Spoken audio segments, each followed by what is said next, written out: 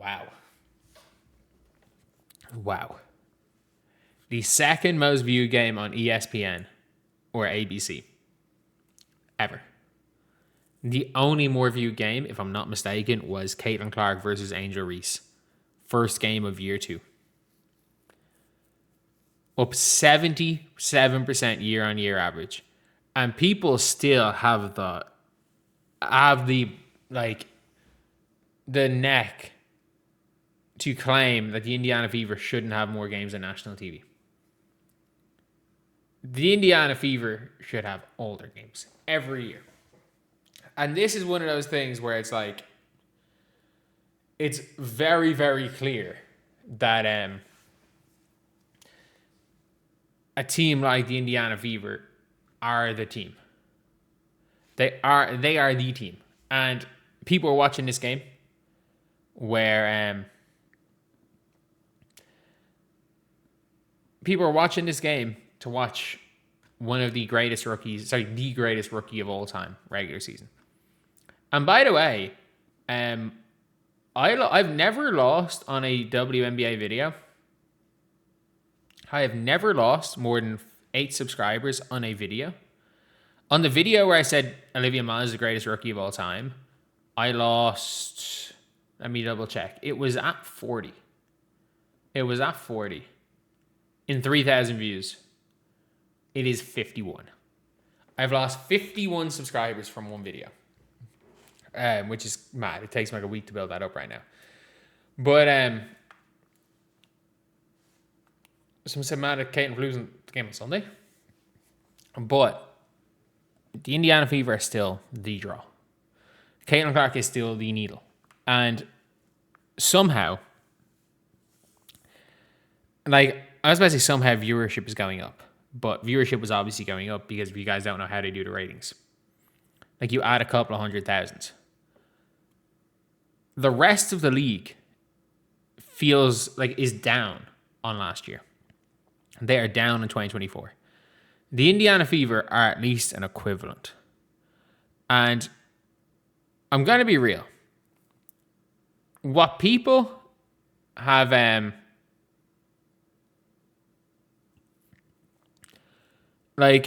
what people don't seem to realize is at the WNBA as a league ran off the basketball fans from caring about the league. It is as simple as that. So basically, they have made everything into you are either Caitlin Clark or you are anti-Caitlin Clark. So what has now happened is that people will watch to see Olivia Miles to see her play Caitlin. People watch Paige to see her play Caitlin. People watch Angel to see her play Caitlin. People will watch AJ to see her play Caitlin. No one gives a flying fuck about watching them play when they're not playing Caitlin. The WNBA has done such a bad job of things that somehow they didn't manage to make it. All you had to fucking do was try to make stories that weren't this person against Caitlin Clark. You didn't even push Taurasi against Skylar Diggins in 2024 as a league. You didn't even push that. It's one of those things now where you pretty much fucked up 2 years worth of growth. Because the league is somehow at best, an equivalent position, viewership-wise, outside of Caitlin Clark games, as it was 2 years ago. Whereas Caitlin Clark games are either in an equivalent position or better.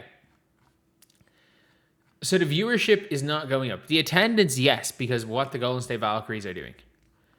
There's more teams. There's going to be more. The WNBA are now pushing total viewers. They are, they're talking about total viewers. Oh, we've broken total viewers. Yeah, you add 2 new teams to the league. No shit, you broke total viewers. You've added 88 more games to the league. They're out there trying to push that. And I'm like, as a league, you have ran everyone off. In 2024, I don't think people understand, the casual fan, that in 2024 became a Caitlin Clark fan, and the WNBA was the summer of 2024. Like, I don't think people realize, after Arike's All-Star game, the Dallas Wings were the second most viewed team for the rest of 2024. They were, like, the rest of 2024 was the Wings were the second biggest team in the league. Because what Arike did in the All-Star game is that people watched these games and people became interested in teams. They became interested in storylines, all of this stuff. Like, these teams have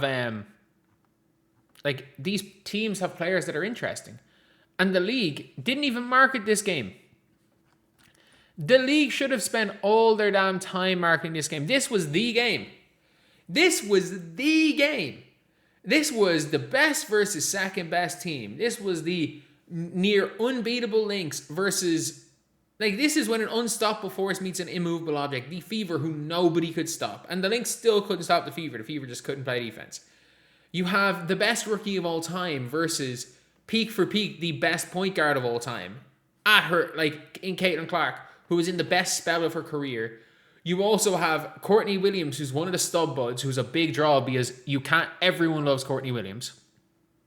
While Kelsey Mitchell is realistically having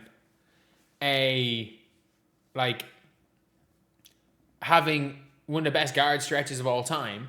And you've still got Aaliyah Boston there. And then you could make a whole thing about Natasha Howard leaving the Fever. You could have done everything to market this game. Even Cheryl Reeve versus Sophie Cunningham. You could have done everything to market it, and you didn't. And it still is the second most viewed game. Why? Because people care about, unfortunately, they care when Caitlin Clark plays. They don't care about anything else. They don't.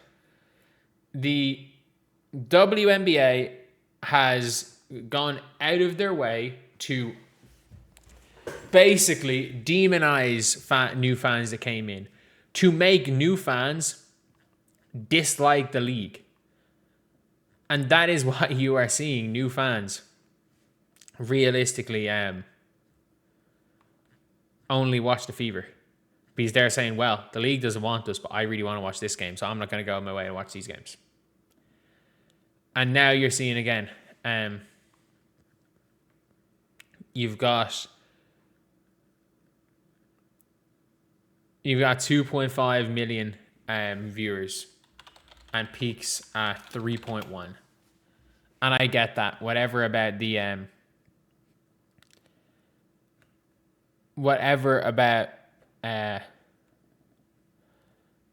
like the new way they do ratings. Yes, these look higher than 2024. They're not. But they're still close. And ironically, non-Fever games are down across the board.